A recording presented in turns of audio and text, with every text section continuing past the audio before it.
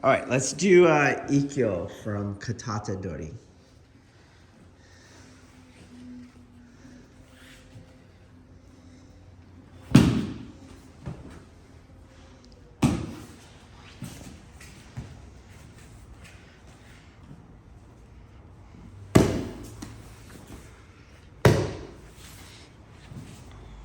We have Ura as well.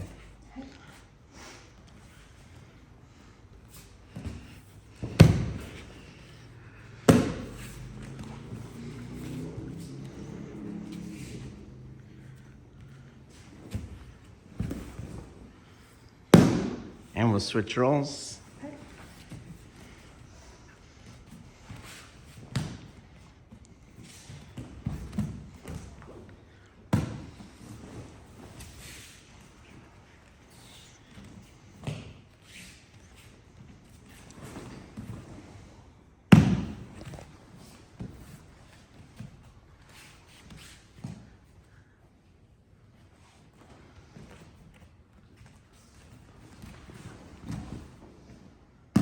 Okay, you have one more omote.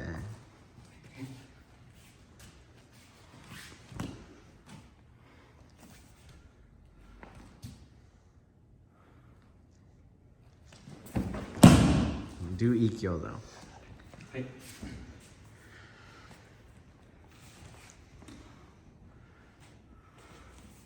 Yeah.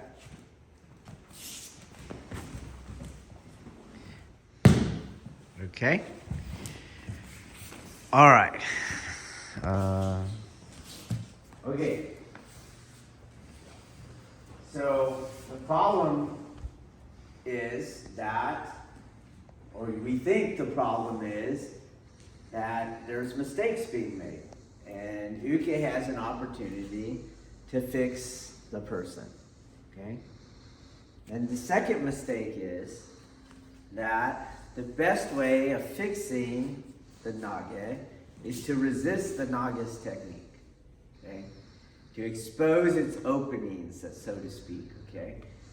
But this is an extension of the idea that Kihon Waza is in some way a martial engagement, and it's not, okay?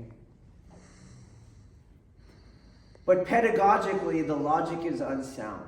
So Uke cannot learn anything if they are stopped before they do the move. Do you see? If you're going to say, that's wrong, that's wrong, that's wrong. So let's say, for example, we're going to do a simple math problem. Okay? Got it? And I'm going to say, what is 2 plus 2? That's wrong! 3 plus 2. That's wrong! 3 plus 3? 6. Okay, got one right. Okay? 4 plus 3. That's wrong!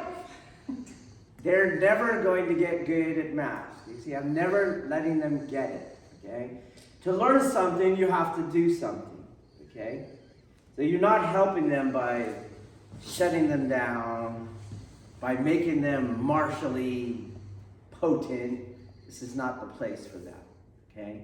You have to do Jiu-Waza, you have to do sparring, you have to train in the expanded curriculum. Kihon Waza is not the place for that. But even if it was, pedagogically, this is unsound. They will never get better if you keep shutting them down. Part of the problem is not only a misunderstanding of what Kihon Waza is, part of the problem is that there's no more sensei. Modern Aikido has gotten rid of sensei. And what's in its place is a class runner, a class leader. So if you look on the mat, everybody steps a certain way, their own way. Everyone moves their arms their own way. Everyone puts their weight in their own place. There's no way you're learning the art. There are energetic requirements. They themselves require biomechanical requirements. They themselves require kinesiological requirements. It is not a free-for-all. There's not one way to move. And then another way to move. It doesn't matter on your height either. They always do that. I got my own. I'm taller than you. I'm shorter than you. No, it doesn't matter. It does not matter. If you look at my technique, it never changes. Different height, different size of the uke does not change anything. There's even technique where I'm doing Shiho Nage from Suwariwaza, and we're both in Suwariwaza, so give me a break. It's not a technique for when you're shorter than a guy. No, you're not doing it right. That's the problem. Okay? But when you have a class leader, the class leader just introduces the technique, and then everyone does what they're going to do. And if I may interrupt on you, I'll show you a little tip. But that tip itself is based upon my own personal preference. That maybe had a tip that my instructor showed me, but there's no sound principle to it. Okay? So, because there's no actual teacher, there's just a class leader who might give you a tip, but it doesn't really matter because everyone does their own thing anyways. What the hell's my tip? It looks like you're left alone as Nage, do you see? And so now Uke's got to come and fix you. And I say bullshit. Uke's got to worry about their own skill development. And Nage has to worry about their own skill development. And both of them are the teacher's responsibility. So this is one reason why when you're a trial member, you call me Dave. You don't call me Sensei. All you in Patreon land, you call me Dave. Don't call me Sensei, because I am not committed to you. The word Sensei means I have made myself responsible for your own betterment. You guys have not committed to that level, so why would I commit back? I'm just Dave. If you're allowed to join the dojo, the first thing that comes out of my mouth is, you will refer to me as Sensei always, at all times. It's going to be weird. Hello, this is Sensei. Yes and no, because they're not my student, right? So what I tell you, this is Dave Valadez. Okay? But you send me a text, you send me an email, you're going to say Sensei. You're never going to say hey, you're not going to say nothing, you're not going to say Dave. Otherwise, let's not get married. Bye. Go away. Okay? Because the commitment is way more work. Got it? So you're my job. So as you come up, and you come up, I already saw all the things. Okay? You're heel weighting. Your arm moves independently of your center. Your shoulder dependent. You have a weakness in your shoulder. Okay? You walk double weighted. When you tenkan, you twist it. It's not going to work. Okay? If I want to fix you, I will get more out of it, or more out of you, by just telling you how to move. Okay? So let's take Ikkyo Ura.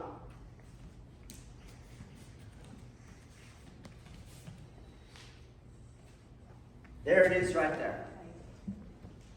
Will you do the exact same thing? Because I don't know if the camera caught it. So don't change it. You changed it. Now enter. That step, which is, I guarantee you, most of you do it, that step does not work. Okay? What she is going to do is she's going to create rotational energy on him here.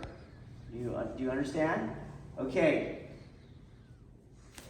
But there will be the equal and opposite energy coming back through here. And she has no base of support here. Do you see? So let me in and I'll show you what I mean. Please. Here is where your righteous helping uke is going to feel Go.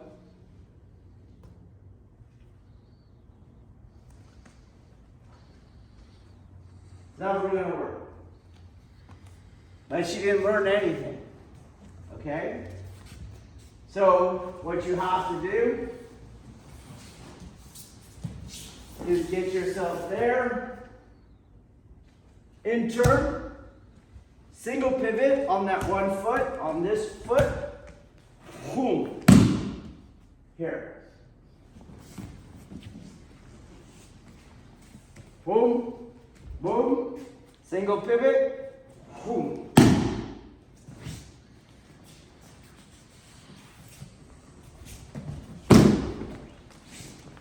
Then you follow him down. He's falling.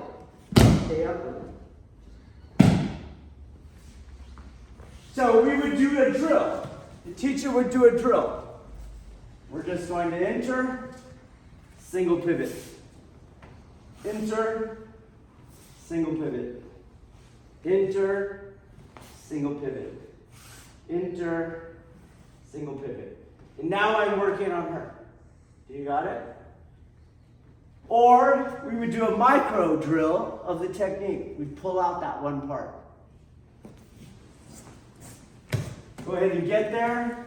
Who cares? It's not a martial engagement. And now take that last drill. Enter, single pivot. You're going to enter, single pivot. 1, 2.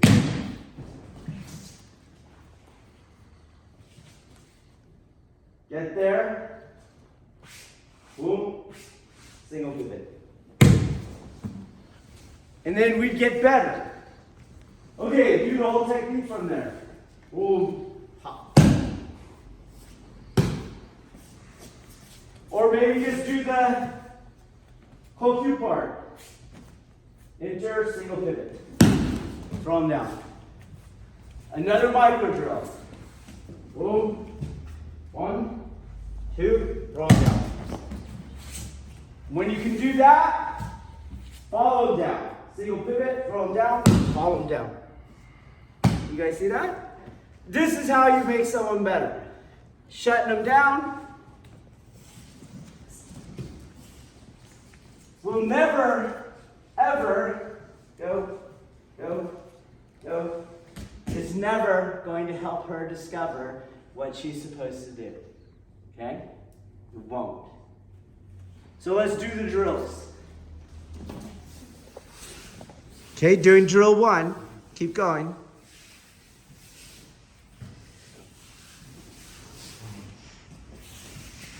Breathe out.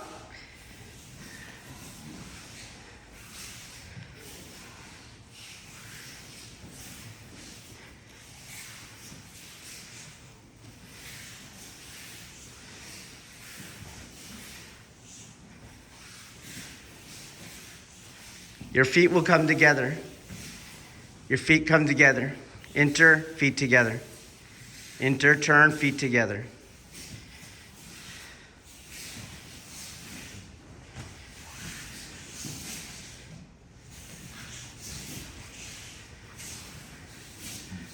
Okay, drill 2. You're in the technique. Just game the entry part and enter and single pivot. Enter, single pivot. If you can't prematurely turn, enter and then single pivot. Just game that part. Nope. Right foot is going to move. Right foot, single pivot. There you go. Do that side again. So I'll have you do the side because you can see it's not familiar with your body, right? So I'm not going to make you switch sides. Let's get one side first. Good.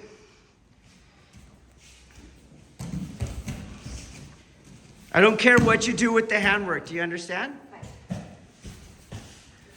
Just game it, Virginia. Lean over, Virginia. Stop. Stop. Taylor. So again, I am the teacher on the mat. and my uke is jacking up my beginner. So I control my uke too. Got it? Stay there. Enter and turn. There you go.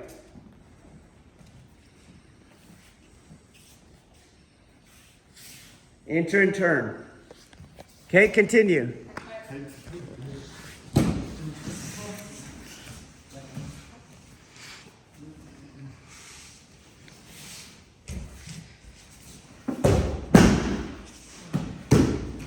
No throwing down, just entering and turning. No projecting.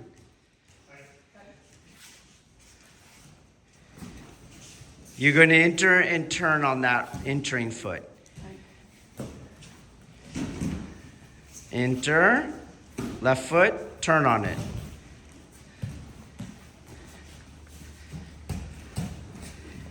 You're going to turn your hips, don't just step into place. You're not just twisting your feet. Turn, there you go. You close the quad. You close the homolateral quad. Nope. Start gaming the wrist. We're not doing the technique. Put the hand on your other hand. There you go.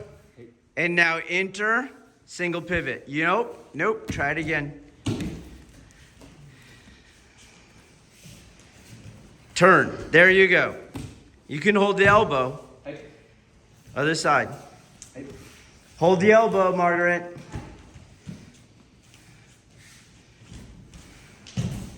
Enter, pivot. Good. Hold the elbow. Now I'm not going to say it a third time, right? Try it again.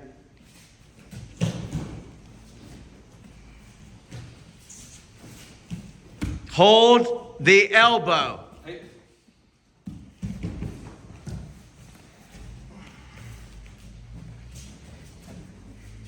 Hold the elbow. Enter and turn. Bring him with you when you turn. Yes. Again, same side. Enter and turn. There you go. Again, same side. Enter and turn. Good. Drill 3. Enter, turn, project down. Let him go. Go. Make sure you're turning and projecting down. Turn, project down. Enter, turn, project. Turn your quad. Don't just step your feet. Turn your quad. Turn your quad. Turn your quad. Keep your feet under your hips. Okay. So a couple things already different for normal Aikido world is one, there's a teacher. The teacher's got to be at a minimum like an actual coach. And an actual coach has a way to do it. Don't want to do it, get off my team. It's that simple, okay? Second thing is, your coach ain't going to take your crap for long. You see that? That's not acceptable in other dojo. They let you keep with your ego attachment, your self-identity, your comfort zones. They want to leave you there so you don't transform. Why? Because it's easier. It's easier to be a class leader than it is to be a teacher. It's that simple. So coach isn't going to take your crap for very long, right? Okay, they're going to help you get over you at a minimum. Any coach worth their salt is going to do that. Class leaders don't. All right? Now, we have built these micro drills over the problems that the contemporary uke wants to somehow teach you by not letting you do them. We built micro drills instead. And we put that responsibility of building them and utilizing them on the teacher. Okay? And as we're working them, we're not going to take your crap. You're going to get these down. And then we'll give you some other tips to work it out. Because maybe the understanding is not there. Okay? So, for example, get there however you want. As I demonstrated that, I'm trying to free your minds to get out of Ikkyo. You see, some of you don't know Ikkyo well, and you can't get to the micro drill because you can't figure this part out. So I demonstrated it like this. Let go of Ikkyo. We're not doing Ikkyo right now. We're doing a mechanical drill.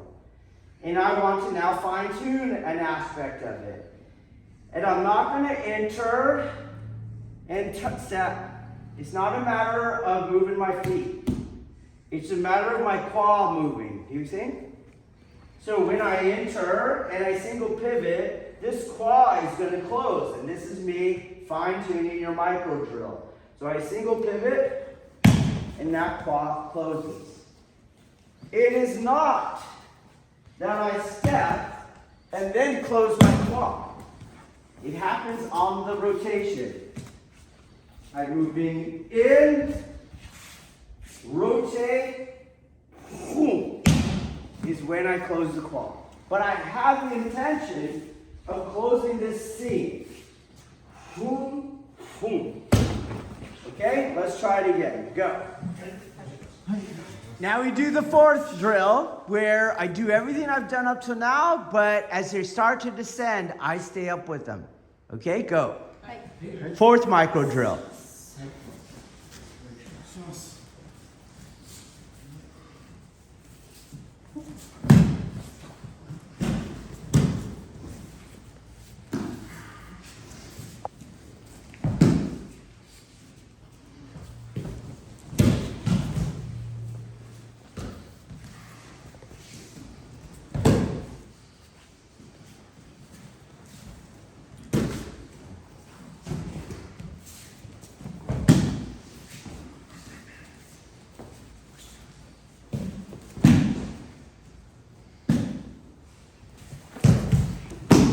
Turn the front foot. And stay up.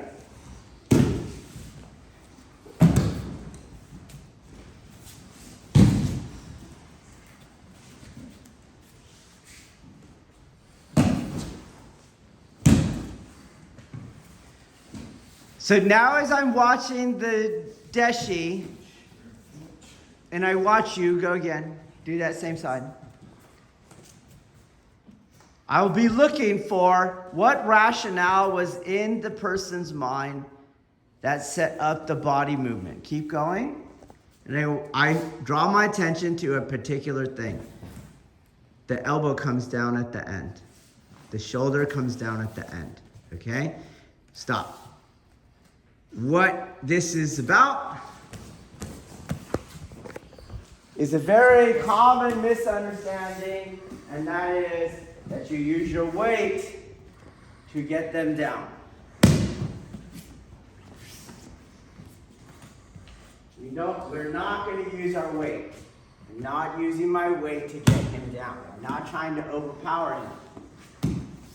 As a side note, just because I saw one of these recently and the guy was saying how to do this stuff, you see, and then they're going to kneel down. You guys see that? One, that is scary as hell on my back leg. Hopefully that person doesn't land on my back leg, but it is clear that this turn I'm never going to make on someone resisting me, as we saw there. But you can see in its intention, it's using weight to drop down. And I am suggesting something else. I am throwing him down. So when I come around, I'm projecting this down. Whoa, pop! He's going down. I don't need any weight on there. What makes it look like I used my weight is as I projected him, boom, I stayed up with the projection. So he should already be all the way down. Boom, pop! And I stay up with it.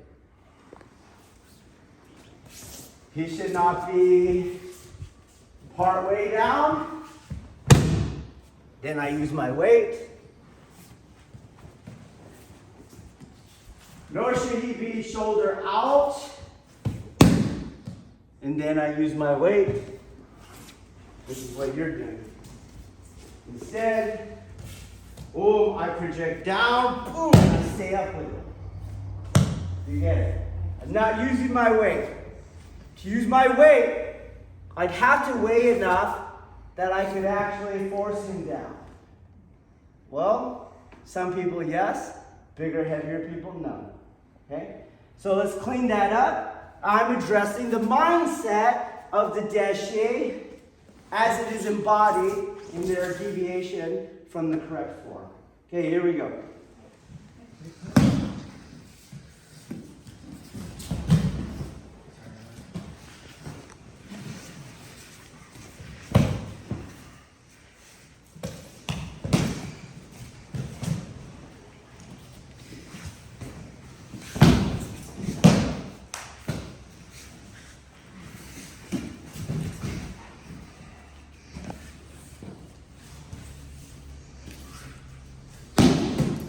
Throw him down. Don't just spin him.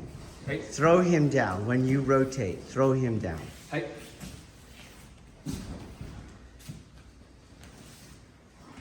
Throw him down. Stay up. There you go.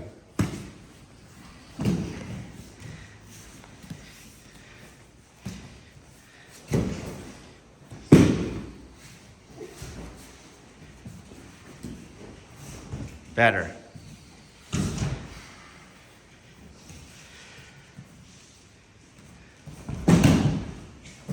Turn.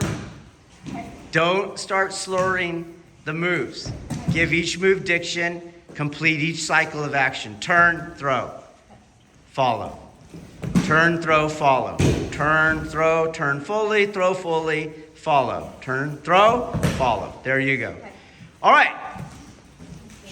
Now we got the micro drill going. Let us, with these elements, return back to the drill. Back to the waza, okay? At a minimum, I as an instructor have set up a common nomenclature, complete with details on I can now correct you on the fly. Got it? Okay, let's go. Full technique, go.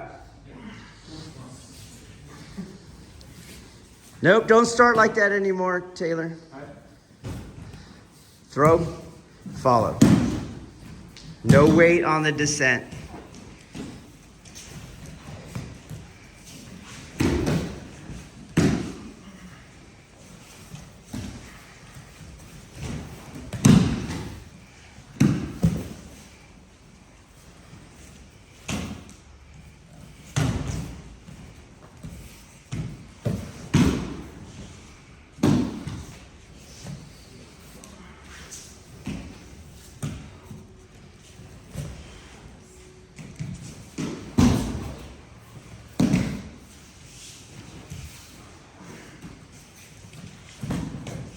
No weight on the descent. You're shortchanging the turning. Turn, turn, throw. Better.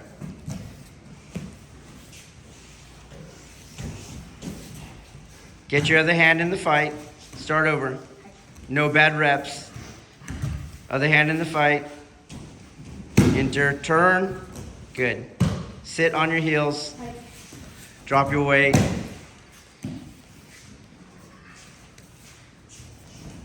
No weight on the descent.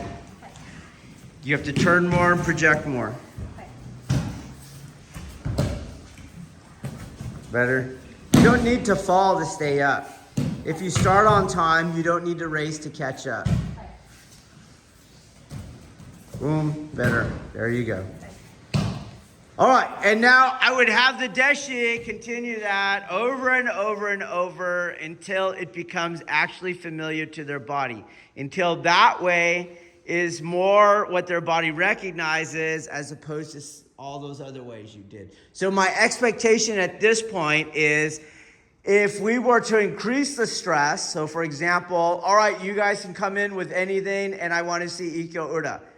Your ability to tap into what you just did is not going to be there, okay? I would also expect a performance degradation over time. So if we don't touch this technique for 2 weeks, you're going to go back to the old way. Do you see that? So you have to keep working, and you'll get rid of a lot of stuff with just familiarity, with exposure to it. Hence the protocol for daily training, okay? It just works out that way. And any other of all the errors that you saw there, the heel weighted, the double pivot, the double weighted, all that kind of stuff, I would address, as we always do here, with micro drills, and it would be the teacher's job to address those things. There is no way in a million years that an uke that would shut you down on, let's say, just ikkyo ura. There's no way in a million years by being shut down from your double pivot would you ever learn how to single pivot, project, close the quad, and follow them down, not using your weight to that. You would never discover that, okay? Again, that would be like, again, if you go deeper, evolutionary theory, which Patreon group I've asked you to let go of because it is just bullshit. No amount of chance is going to make a 747, no matter how long you wait for it. It's never going to show up in the middle of a junk pile. Okay, so correct form is never going to show up because I'm trying to adapt your technique by selecting against crap. A good form is never going to show up from that. All that happens is that you just suck and you just stay where you are. Okay, here's something else to note. I guarantee you that overwhelmingly about 80 to 90% of the people in the Patreon community are not doing ikkyo ura like you just saw, and in fact are using that double pivot with that crossover or some other weight dropping mechanism. Again, does not work. It only works because your uke was not strong enough to reveal the conflict between centrifugal and centripetal forces that are working against the shikaku in your base of support, the dead angle, okay? All right. Let me have Andrew film. Andrew's going to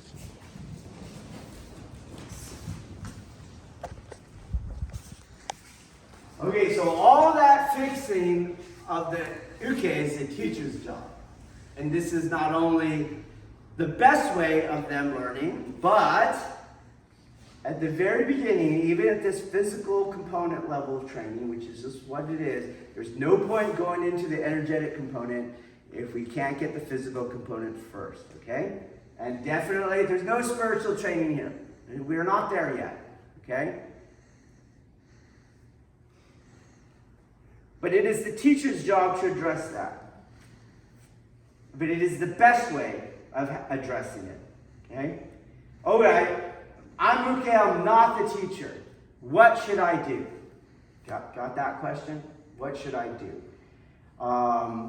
When my nage cannot get the technique going, what should I do? Dave, you're saying don't shut him down, okay?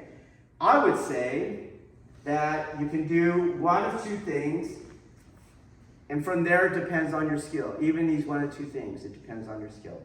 Okay, I would say at a bare minimum, if you are somebody who is skilled, my definition of that means that you have some internal aspects. You generate your own tanden. You can generate your own tanden just standing here. There's enough yang qi and a constant descent that you can bounce it back off the earth and form your own lower tanden. Hence, standing meditations.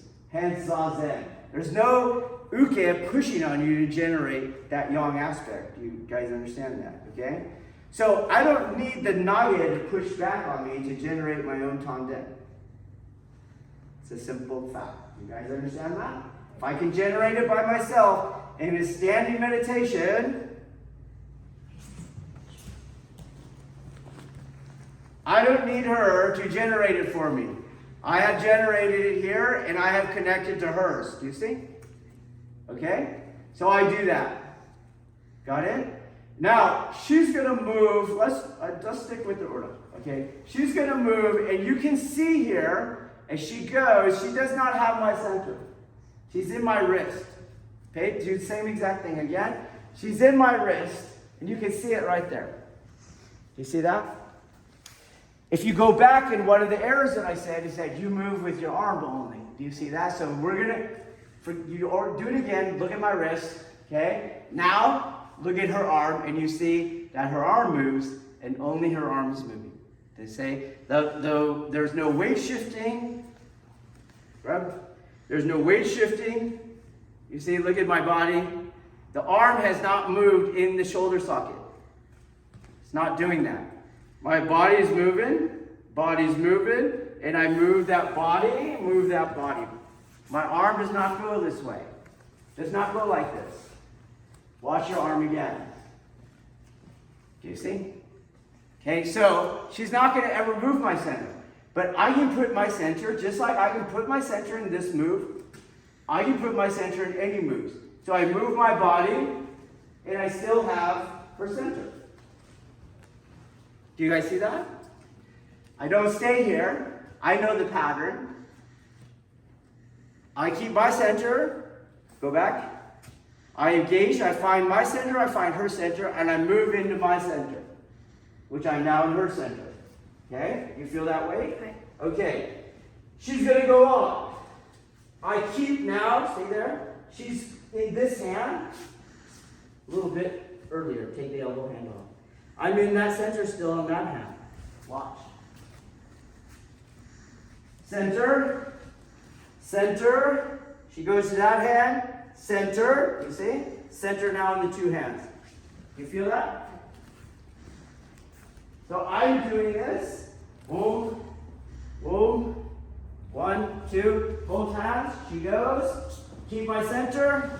Same thing. Stay there, please. Stay there. God, stay where you are. Engage. Okay? And you can see I'm in her center, and I'm developing her center as we're going along. She goes, boom, I'm down. Same thing. You're going to tap or what? You're going to do it or what? There, I have her center. Boom. I'm going to not do that. You do you. I'm not going to shut her down.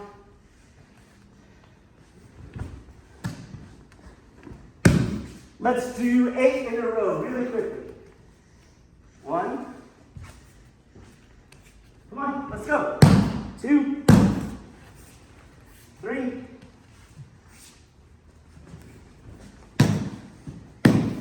4.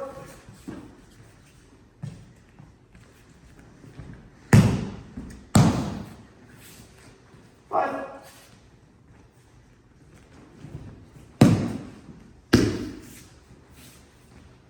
6.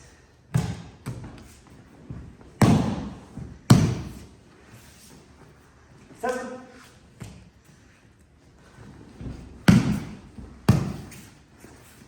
8. 9.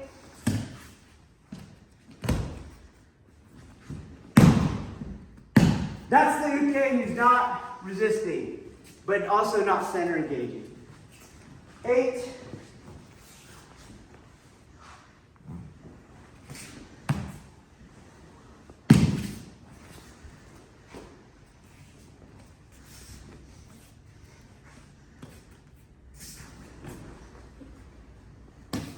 'Finish the technique.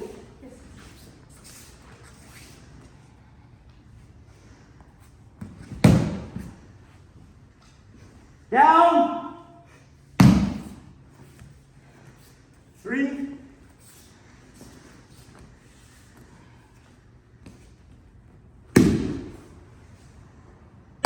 4.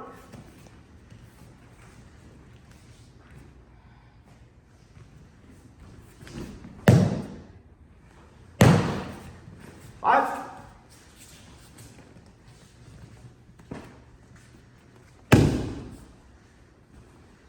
6.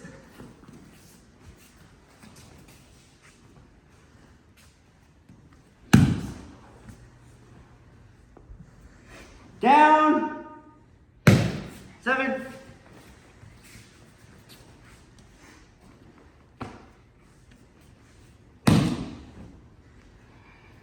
8. What did you notice between the two sets? Just describe anything. I'm exhausted after the second set. It was took a lot more out of me. A lot more of my whole body's engaged. I feel it Did you notice how you didn't want to pin? You wanted it over. You could tell that thing's heavy. Don't go anymore. You see? There's way more effort in that second set. Is it visible? Okay, so here I am. I'm working my own tanden, but I'm also, yes, engaging her. She's having to use more of her body to get the same thing done. If you pay attention, she has to ground more too, because I'm helping you ground. So in the same way as I'm a uke, and you go, and if you pay attention, stay there please. It's our 3 legs are there. I'm grounding you. Go back to here, and you pay attention, start. I'm gonna ground you. Feel your feet. There, you see that? Not here. Not here. I go ahead and I ground you. And now I'm going to ground you the whole time. Okay? That's what I'm trying to do. So let's do this first thing a skilled uke should do. Okay? You build the tanden aiki. Okay, let's try that. Go. Okay, you can stay seated. All right, so we had a question in this little break. One of our intermediate deshi asked the question, I'm finding a hard time keeping the tanden field as we're going. Again, go back to how I introduced this. If the person is skilled, if you're a skilled uke, and I defined that you can generate the tanden field within a standing meditation without any yang aspect being delivered per prescription by uke. Okay? That is who is skilled. So I called you intermediate. That means you don't have that skill yet. Okay? But if you did have that skill and you're not doing ukemi this way, and here's why I tell you, this is the bare minimum of how you should be training as a skilled uke. We already defined skilled. You can manifest your own lower tanden field without the yang aspect delivered by uke. If you can do that, and you only do it as nage, you're wasting 50% of your training time in developing the necessary energetic skills, the necessary alchemical skills. You're only developing them as nage, and then you stop developing those skills by what? Shutting them down? This is a waste of time. So hence, if I am skilled as uke, but my nage is not skilled such that I cannot perform the Kihon Waza as described in part 3 of this latest series in the podcast, then this is the bare minimum how you should be training. Okay? You should constantly be doing this at a minimum as a skilled uke, working with an unskilled nage. Okay? In some ways, I am teaching her the feeling of groundedness, do you see? Because I grounded her feet. And in some ways, I am teaching her the fullness of the tanden, okay? But I'm telling you right now, the uke, the nage who is at your level of training will not have the sensitivity to feel those things. They don't feel it. What they feel is exactly what she felt. I'm tired. I'm much more tired. I feel like I'm using my whole body. But they will not feel the expansion and the fullness, and they will not feel the groundedness of their feet in any way that they can now duplicate it. Okay? But it starts to move you into the ballpark, and that at its best is the most you're doing as a uke for your nage. Everything else is left up to the teacher. Okay? All right, now, if you wanted to, and again, I teach as I was telling you guys at the beginning of this class, I teach my own sons, that's all you do, okay? And I mentioned that, right, a father would want the best for his sons, right? But I'm telling you all that, do you see that? But it should say something if that's what he's telling his kids. Let me do that, okay? But sometimes, especially as the teacher, I do the following, okay? And let's see if we get this going. So again, I think you should be in a teacher role. So as we watched his technique, you can see he does not know the architectural design for Ikkyo Mote. Did you guys all see that? Okay. He has a different footwork. Got it? And it lost him in the end. He did some kokyunage in the middle of that, which was crazy, right? Okay. So what I can do now is, from the groundedness, I can make it where he has to follow the path of least resistance. And I will guide him that way into the proper technique. And I can combine that with verbal cues, because people learn differently. Some people learn by feeling. Some people learn by hearing. You get it? Some people learn by seeing. And as I'm touching him, I will feel which way he's learning, because I will feel how his body responds to the cues that are given to him. Okay? So I could take this deshi and we would do drills, half mooning, to learn the Ikkyo footwork. Do you get it? You could do it just like that. Or you could teach him the technique. So there we are. You feel it? Okay.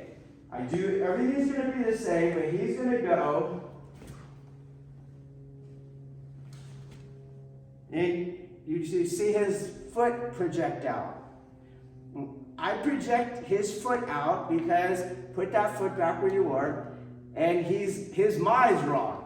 Do you see? So, boom, I project his foot out because he's supposed to be in this footwork, right? Okay. But I didn't resist him. I moved him into the footwork. He now continues.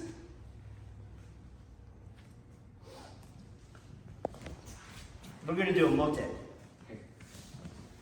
This way. So let's watch that. Go back. He's trying to do ura, right? So try to do ura. And I'm moving him the other way. Okay? In, step here. Cool, watch. And bring him around. And I'll bring him down. We'll do that side again. Cool, he fixed it on his own.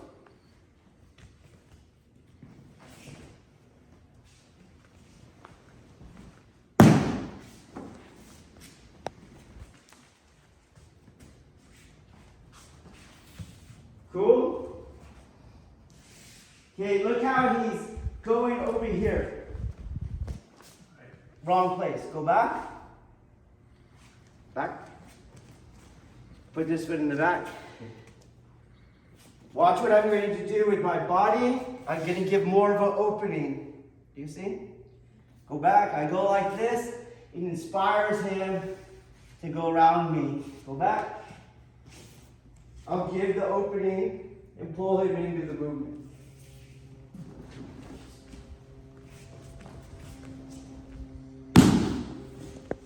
So this would be the most I would ever correct a naga as uke. But you can see the level of skill.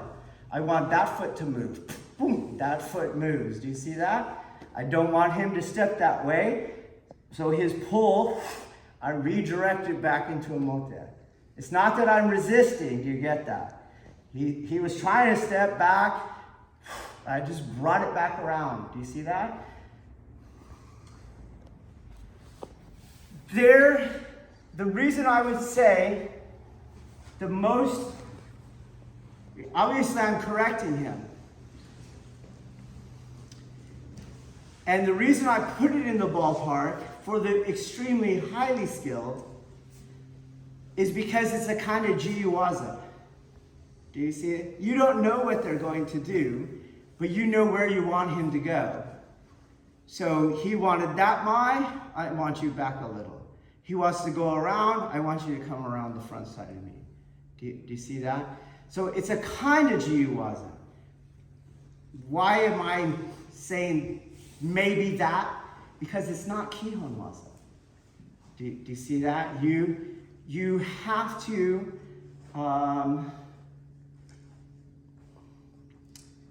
have a little bit more of your ego tripartite mind in there, because your destination is picked. Because it's not holy Kihon Waza, it's not holy Jiu-waza.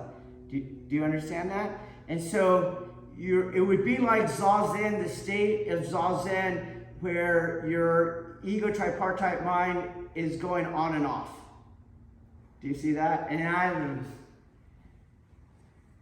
there's better ways of teaching him without practicing it. That's not my problem. Do you know what I mean? Turning my ego tripartite mind on is not my problem. That's none of our problem. Do you see? But I might want to play with it as, I'm just going to, let's see if I could move Seraph's foot. But it's quite self-serving in my opinion. Do you get it? Because it's more efficient to teach him through micro drills and instruction and demonstration than it is to manipulate his foot, manipulate him around. Because I guarantee you, it would correct him even less than the micro drills did. Okay? Because he's not operating at a level beyond his ego tripartite mind. That's not how he's trained. He's not training at that level yet. And all of those projections were outside of his ego tripartite mind, so they did not register at all on where do I move, how do I move. So the next uke he goes with, who doesn't do that or is less skilled than him, he won't be able to put it to use. He won't find the power. Okay, but it is something I do every once in a while to help you guys do it. Usually, if you pay attention, I do it in Jiu-waza.